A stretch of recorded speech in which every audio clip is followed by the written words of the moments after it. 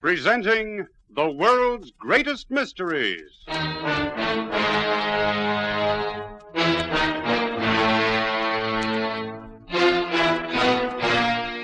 And now, your host. This is Basil Rathbone. In drama and fiction, newspaper men are invariably tough, hard-boiled characters. In real life, this is, well, it's not necessarily true, although several newspaper men I've known were as colorful as anything fiction has ever had to offer. Mike, whom you'll meet in a moment, is based on a real person who actually works for the European edition of a famous American newspaper. Not only is the character real, but, many of the stories which Mike tells are also based on fact. The tale you're going to hear today, for instance, you may even recognize from the headlines in your newspaper of, not so long ago. In a moment, Mike will introduce you to another mystery solved and signed with his own unmistakable trademark. Europe Confidential.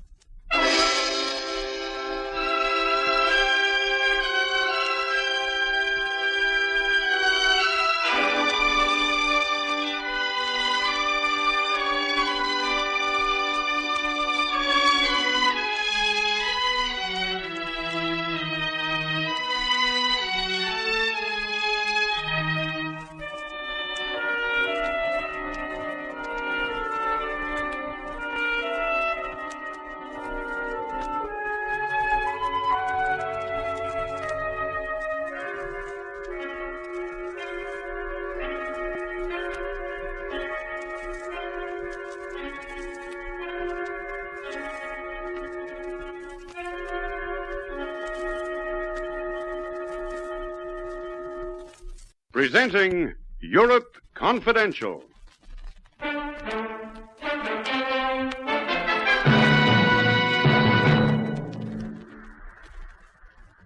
Why have they sent you, Mike?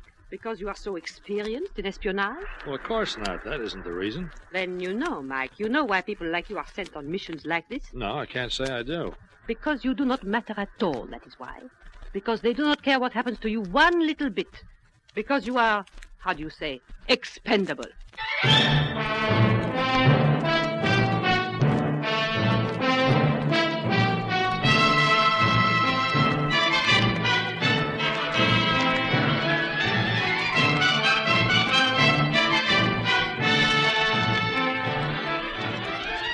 In a moment, we'll bring you Lionel Merton as Mike Connoy, the Paris correspondent of a famous American newspaper, in another exciting story in our series, Europe Confidential.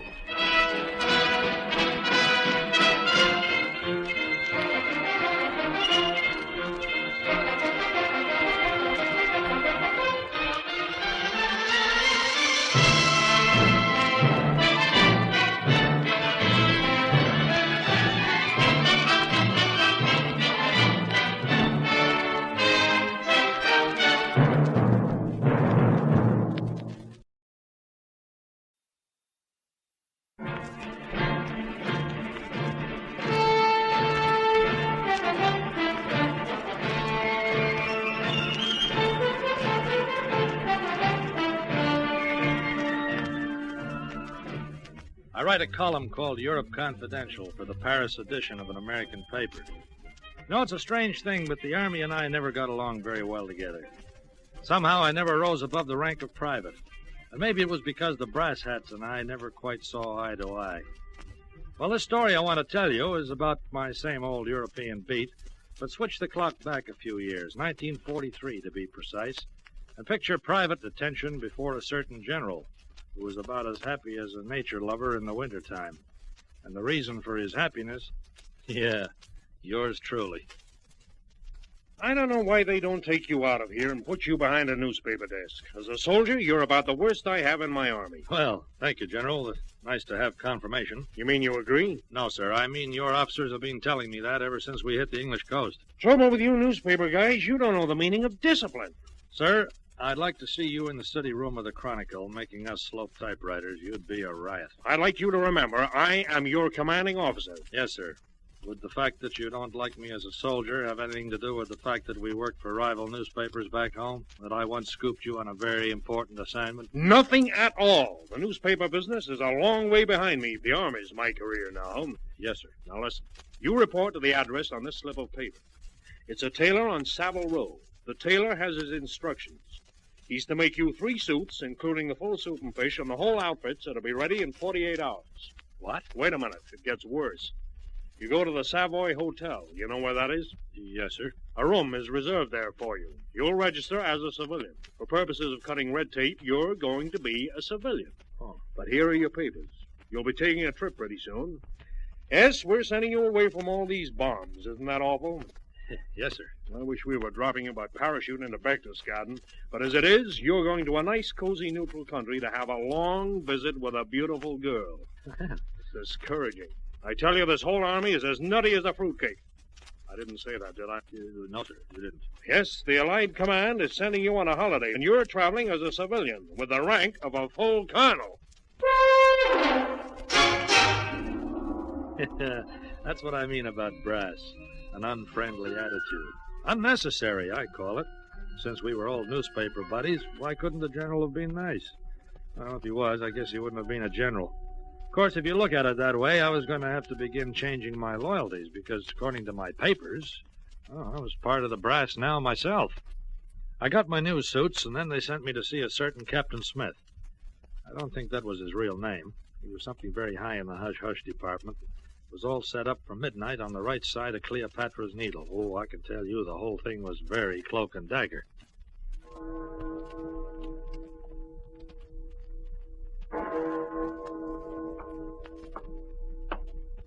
I say, could you give me a light? We're not supposed to show a light. That's correct. What was in the bottle? Jenkins' ear. Good out. How did Morgan die? He died at Governor. Splendid. All the answers perfectly correct. Silly questions, what? Silly answers, too, come to think of it. But the silliness makes it easier to remember, I always think. All right, if you say so, Captain Smith. Let's get down to cases. We have borrowed you from your people because of your special qualifications. Languages, looks, a certain rather celebrated aptitude for the opposite sex, and a fair share of unmitigated gall. Plus a knowledge of Europe and some of the people you'll be meeting. Yes, sir. Don't call me sir. Remember, this isn't the army, not strictly speaking. No, this is another show. What do you think of spying? Well, I don't know. I never tried. It's a dirty business, of course. Absolutely filthy. But then it's a profession like anything else. Yeah, I suppose so. For one thing, the pay is abominable. That's why so many of the regular pros turn double agent on us. You know what a double agent is, don't you? Well, yeah, I guess so. An agent who sells out to another power. Yes. We're on to most of that lot, of course. We use them when we can, but it's always sticky. No doubt about that. Sticky.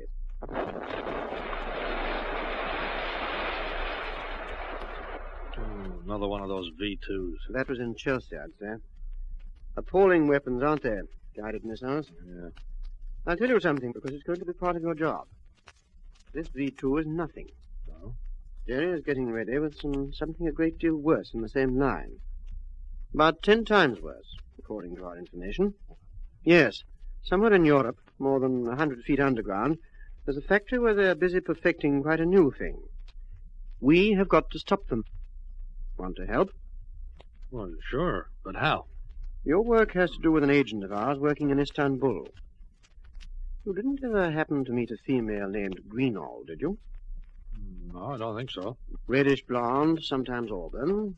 Grey eyes, rather tall, speaks 8 languages perfectly, 5 or 6 more well enough. She's been a professional agent for more than 15 years. Good at her work, too. Yes, she's been quite valuable to us off and on. This, it appears, is one of the off times. Oh? Very much off.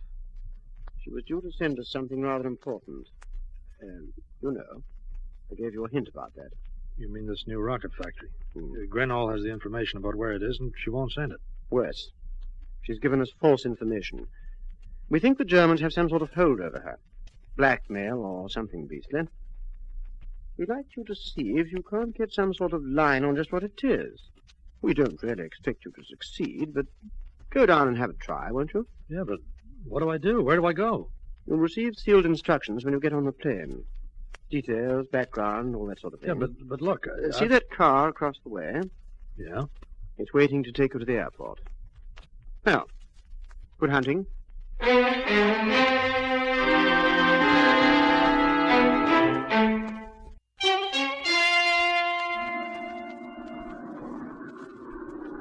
Hey, pilot! Pilot! Yes? That doesn't look like the Bosphorus to me. No, it doesn't at that.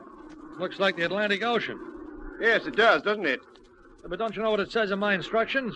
Oh, mustn't tell that, you know. Those instructions are supposed to be secret. Well, that's all very well, but I'm under orders to proceed to Istanbul. And here we are in... Well, where are we, anyway? Well, this flight isn't part of your show at all. We just happen to be carrying you, if you see what I mean. A little out of your way, of course, but there's an awful lot of red tape attached to getting in and out of these neutral countries. Yeah, but look, my instructions... Don't worry. There's bound to be some one of our chaps waiting to take you the rest of your journey tomorrow morning. Meanwhile, relax and enjoy Lisbon. We're coming in now. Oh, so that's where we are. Yes, better fasten your seatbelt. Wizard Place, Lisbon.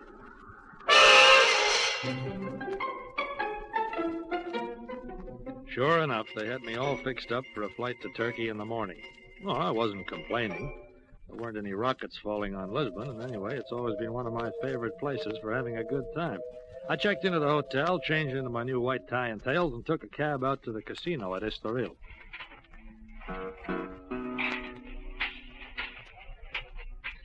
Comment vas-tu? Genevieve, what are you doing in Lisbon? Oh, my dear, in this city there are two things we try to avoid. Huh? The first is never, unless it is absolutely necessary, to address a friend by name. After all, you know one's name may not be one's name anymore. All right, honey, but what's the second rule? It is a most strict one. We observe it very carefully. Yeah, fine, but you can't expect me to obey the law if I don't know it. You asked me what I was doing in Lisbon. Oh, that's it. Sherry, no matter what the provocation, we never, under any circumstances, ask each other what we are doing in Lisbon. Well, I'm perfectly willing to tell you what I'm doing. Oh, don't bother. Well, why not? I've got a good job. Oh? Yep. I represent the biggest Swedish manufacturers of ball bearings. And tomorrow I'm going up to Stockholm. To Stockholm? By way of Istanbul? You mean you know? Oh, Sherry, in Lisbon these days, everyone knows everything about everybody, and no one asks anybody anything. Oh. The first is a question of pride, and the second of politesse. Oh, it's very warm in here. Shall we go out on the terrace? Am I allowed to answer that one, or must I tell you in code?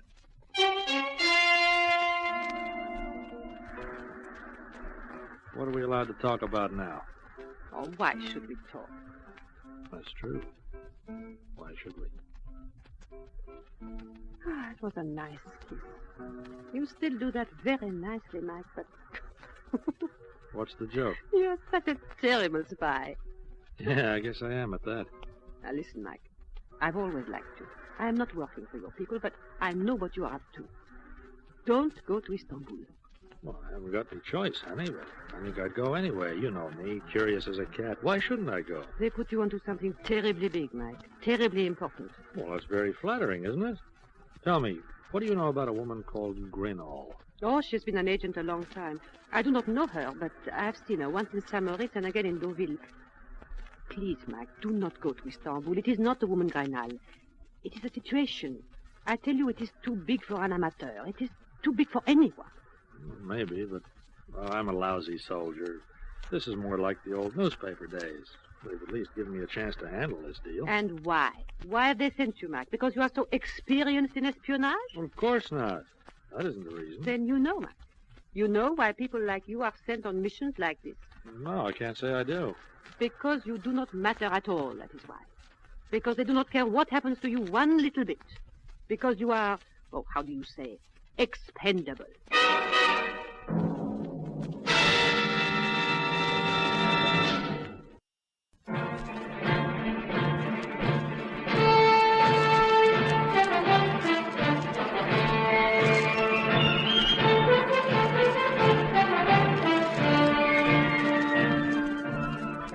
Well, I was on my way, and I'd been warned. Promptly at 6 the following morning, we took off from Lisbon Airport and made Istanbul in good time and without incident. Well, when you're on a story assignment and you don't know where to start, what do you do first? That's right. You look up some old friends. Which was why around 11 o'clock that night, once again in the white tie and tails, I made my way to Georgette's, an upholstered sewer masquerading as a nightclub. I left my top hat with a check girl and called for the head waiter. Good evening, sir. You are alone, monsieur? Perhaps I can get mine here at table? Near the floor, senor? Where's Georgette? I beg pardon? Come on, you heard me. Georgette. Georgette? Yes, where is he? There's no one here by that name, sir. Unless possibly you are referring to Monsieur Racine. I wouldn't know, unless Mr. Racine used to be doing an act on a trapeze dressed like a girl in a blonde wig. Of course, that's a long time ago, in Berlin. Sir, I have never in all my life traveled outside of Istanbul. I wouldn't But know... why all this hocus-pocus and the mystery? Georgette's real name was George Beaton. And why I'm standing here telling you the story of your boss's life, I don't know. Look, wait a minute. I'll tell you. I hadn't bothered to show you the color of the dough. Here it is. This is for you. Oh, thank you, sir. Thank you very much. You're welcome. Now, please come this way.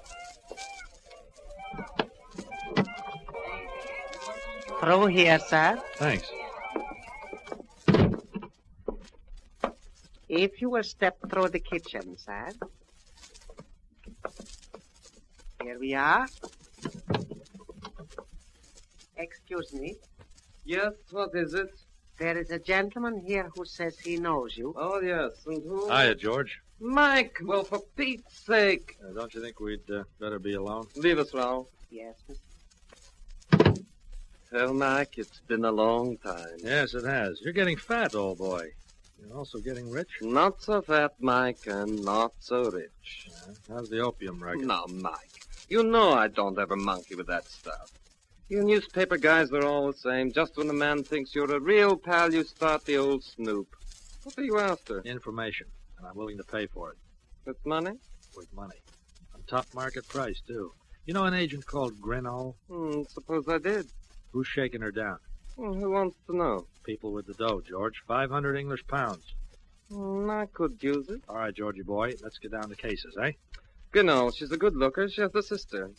Oh, is that it? A younger sister called Julie. Mm-hmm. Where is she now? She's in Istanbul, too, but she isn't free to move around very much. You might say she's a guest at a certain embassy. What embassy? I prefer not to use proper names, Mike. Yeah, okay, I can guess. The sister's being held in the German embassy.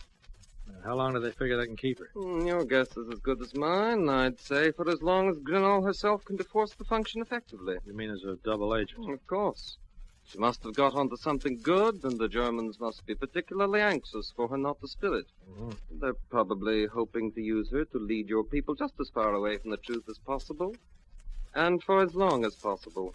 And what happens when Grinnell gets tired of cooperating? She's very fond of that kid sister. Yeah, but what happens to her finally? To Julie, I mean.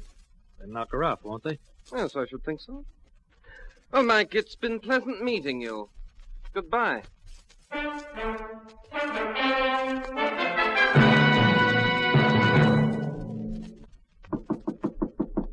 Yes? What is it? Miss Grinnell, What do you want? I came here to see you about Captain Jenkins. What about him? His ear's in a bottle. Also, there's Governor Morgan. Come in. Come in. Okay. No need for all that rigmarole. I know who you are. You used to work on the American Chronicle in Marseille in '37. I met you once in Monte Carlo. Now they've sent you from London. What is your message? Well, the message is supposed to come from you, Miss Grinnell. There's about 500 RAF planes waiting for the address of a certain rocket factory. The information is past due. I've always given perfect satisfaction. My record Look, save it, honey. Let's cut the whole thing down to facts, eh? Fact 1, you know where that rocket factory really is. Fact 2, I know where your kid sister really is. And fact 3, get me that rocket factory and I'll deliver Julie. How can you do that? There are over 60 people in the embassy. She's up on the 3rd floor. There are armed guards. Yes, they're giving a reception, aren't they? Tomorrow night? Who? The German embassy, honey. Now, don't go stupid on me. I want an invitation. How can I do that? You can do it. You're working for them, aren't you? They don't know me here. I've got a pocket full of papers to prove I'm an American businessman from Columbus, Ohio, interested in opening a factory. Here's the name. Get me an invitation for that party and get yourself 2 tickets for Switzerland. You mean you really The think plane that... leaves at 4:30 in the morning. Bring all the information on that rocket factory to the airport, and I'll bring Julie. Well, goodbye now. Sorry, but I've got to run. Where are you going? Yeah, you'd never guess. I'm going to play pinochle with the chief of the Turkish fire department. Goodbye for now.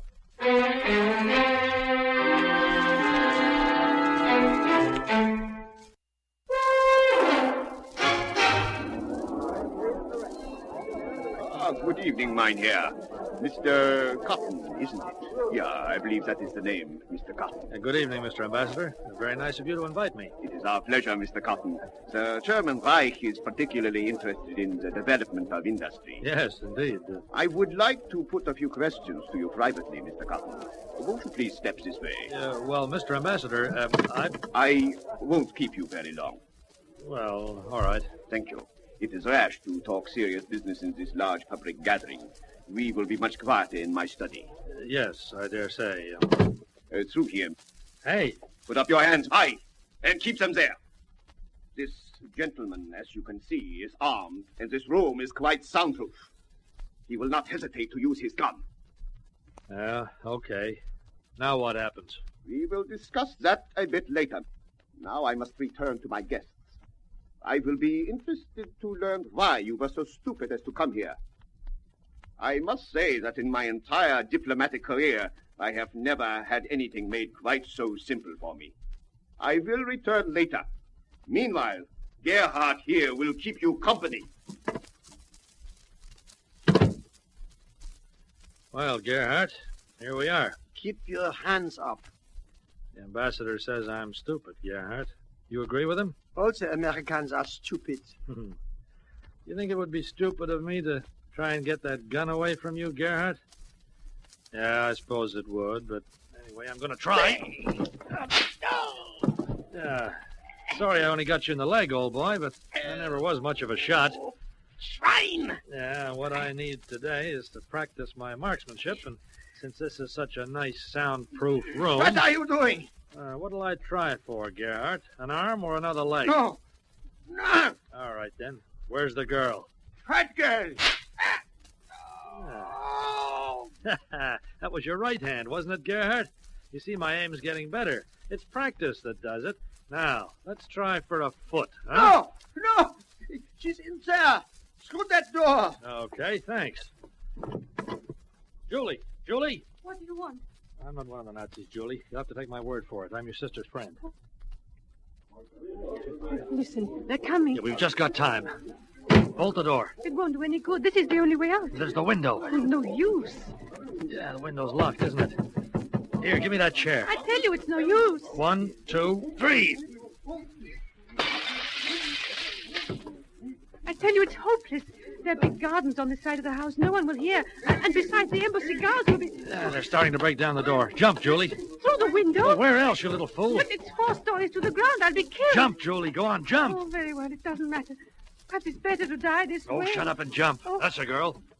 Put that gun down. Look out below, Julie. I'm coming after you. You wish to kill yourself? Well, Mr. Ambassador, you told me I was stupid. Don't be the same. That night, there was seen in the streets of Istanbul one of the strangest sights in the history of that historic city.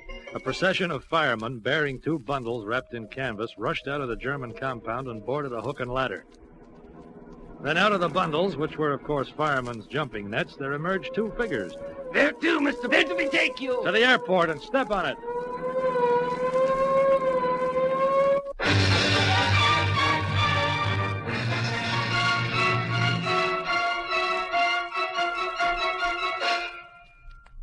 I've been reading your report. Very interesting. Oh, thank you, sir. There's just one thing. Turkey is a neutral country. How did you manage to get all that cooperation from the fire department? Well, I used persuasion, sir. You'll find it all down on the expense account. I thought you might like to know, Private, that there was quite an air raid the other night over a certain factory on the Baltic Sea. Mm-hmm. The Germans won't be making that new rocket, Private. Not for some time, anyway. Well, I'm glad to hear it, sir. And I suppose you think we owe the whole thing to you, don't you, Private? Well, we don't. No, sir? That air raid was held 3 nights ago when you were in Lisbon. But Grenell wasn't the only source of information, not by a long shot. I'm instructed to tell you that the facts we were looking for were sent to us from Portugal, from an agent by the name of Genevieve. However, the Allied Command are very grateful for your help. They've asked me to give you this. Now, wait a minute. Where did I put it? Oh, sometimes I think this isn't a war at all, but a grand convention of lunatics. I didn't say that, did I, Private? Yeah, no, sir, you didn't. No, I didn't think I did. Here you are. This is from the Allied Command with their compliments. Thank you, sir. What is it? It's an address. They thought you might have lost it. It's that tailor in Savile Row. They want you to return the suits.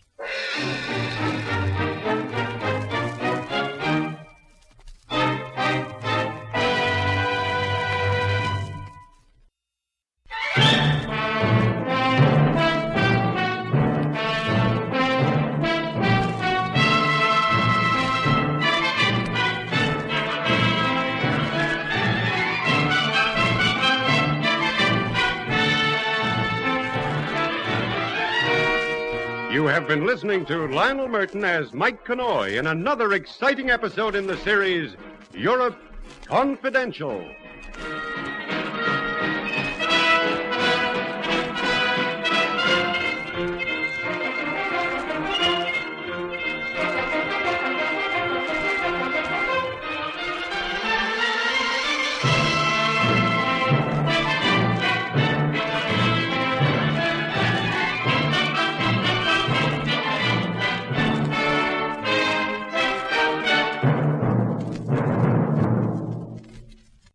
This is Basil Rathbone again. As Mike takes the copy out of his typewriter to file his story, our play for today comes to an end. Well, goodbye now till we meet again to listen to another of the world's greatest mysteries.